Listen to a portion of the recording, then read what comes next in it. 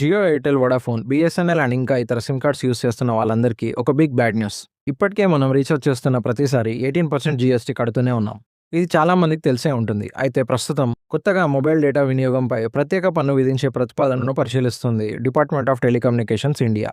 ఈ కొత్త ట్యాక్స్ ప్రకారం భవిష్యత్తులో ప్రతి 1 జీబీ డేటా వినియోగానికి సుమారు ₹1 పన్ను విధించే ఆలోచనలో గవర్నమెంట్ ఉంది. ఉదాహరణకు ఒక వ్యక్తి 100 జీబీ డేటా వినియోగిస్తే ₹100 వరకు పన్ను చెల్లించాల్సి వస్తుంది. ఈ ప్రతిపాదనను పరిశీలించడానికి 3 ప్రధాన కారణాలు చెప్తున్నారు. మొదటిది, ప్రభుత్వానికి ఆదాయం పెంచడం. ఎందుకంటే భారత్లో ప్రతి సంవత్సరం సుమారు 229 బిలియన్ జీబీ డేటా వినియోగం జరుగుతోంది. దీనిపై పన్ను వేస్తే దాదాపు 22,900 కోట్ల ఆదాయం రావచ్చు. రెండవది, ముఖ్యంగా యువతలో పెరుగుతున్న అధిక స్క్రీన్ టైం మరియు డిజిటల్ అడిక్షన్ తగ్గించడం. మూడవది, టెలికాం రంగానికి మరో ఆదాయ వనరు సృష్టించడం. ఈ ప్రతిపాదనను ప్రస్తుతం డిపార్ట్మెంట్ ఆఫ్ టెలికమ్యూనికేషన్స్ పరిశీలిస్తోంది మరియు 2026 సెప్టెంబర్ నాటికి నివేదిక సమర్పించాల్సి ఉంది. అయితే ఈ ఆలోచనపై నిపుణులు విమర్శలు కూడా చేస్తున్నారు. ఎందుకంటే ఇది ఇంటర్నెట్ ఖర్చును పెంచి విద్యార్థులు మరియు తక్కువ ఆదాయం ఉన్న ప్రజలపై ప్రభావం చూపవచ్చు. అలాగే డిజిటల్ ఎకనామీపై ప్రభావం పడే అవకాశం కూడా ఉంది.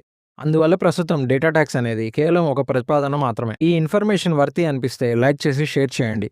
ఇలాంటి మరిన్ని వీడియోస్ కోసం the story around channel follow చేయండి.